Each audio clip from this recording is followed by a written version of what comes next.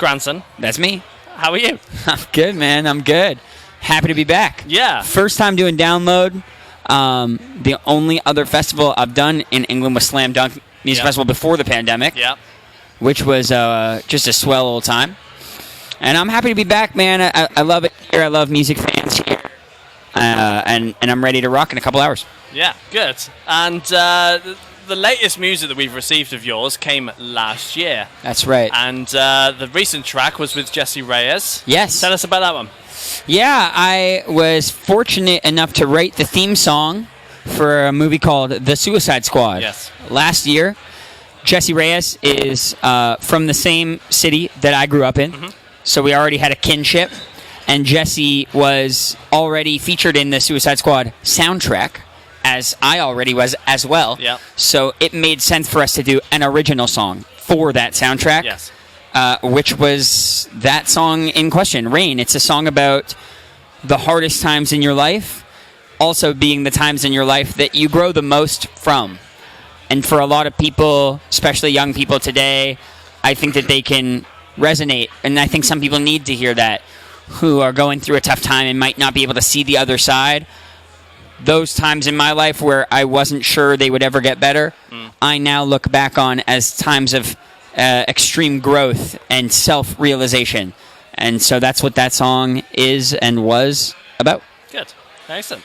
And you've been writing as well over the last kind of year or so, so I guess we're gearing up towards more new music. I guess so. Everyone around me is certainly hoping so. I've been on tour now for about 6 months, touring with artists ranging from Avril Lavigne to Deftones and everything in between, doing some headline stuff. So I've been able to travel quite extensively across North America and Europe, and I'm collecting inspiration, meeting all kinds of people, getting back out into the world. Yeah. And I'm all fired up and ready to write my second album. Good. That's great. So do you know how it's sounding or gonna sound compared to your debut, or? No. Not really. Do you know what you want it to sound like?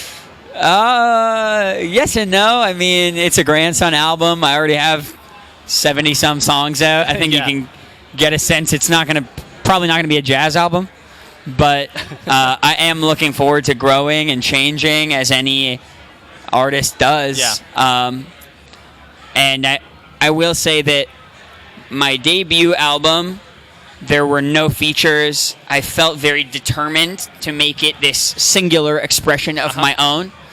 And since then, through the pandemic, I've done a whole lot of collaborating and featuring on other people's music, ranging from styles and generations of artists. I've been able to take this journey of collaboration.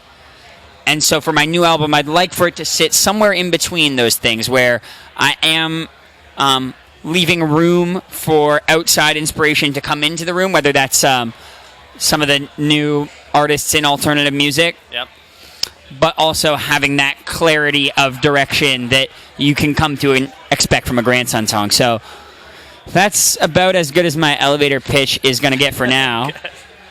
Did that sound like I know what I'm talking about? Absolutely. Well, that's good. That's media training right there, because I don't know what the hell I'm talking about. We'll see. We'll see what happens then. I guess so. Now, being on tour for the last 6 months, and you've listed off some of the artists you've supported, how do you cater your set to cater for the different artists that you're supporting? That's a great question, and it is something that I had to do quite deliberately. Trying to play the same set for Bring Me the Horizon as I will for Avril Lavigne, I think I'm going to alienate both fan bases and really miss the point of being out there.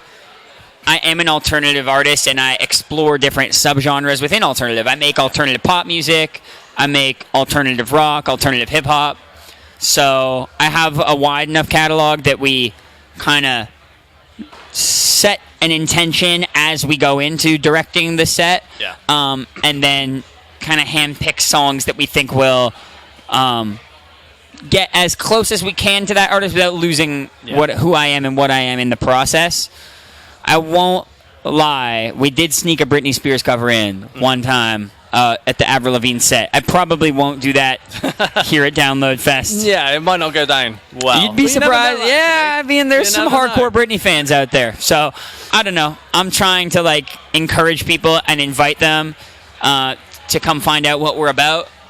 But at the same time, I feel quite lucky that when artists pick their opener, they do so because they like what that artist is about. Yeah. And so it would be kind of silly for me to have been selected to go on tour with Imagine Dragons, Avril Lavigne, and then completely abandon the things that led to me getting that opportunity. So Yeah. to any artists out there that are about to go on their first arena tour, do what you can to win the fans over, but don't lose yourself in the process. Great advice. Great advice. And you'll be wanting to tour even more. So and people will want to see you, I know. So where can people see you kind of after today? What's the plans? Yeah, I am across Europe right now with Deftones, doing some more festivals and a couple headline shows. And you can find all of that information on the internet, I imagine. That's what it's for. Grandson Music tickets. Hopefully that'll work. If not, I got to fire my label because that's really on them.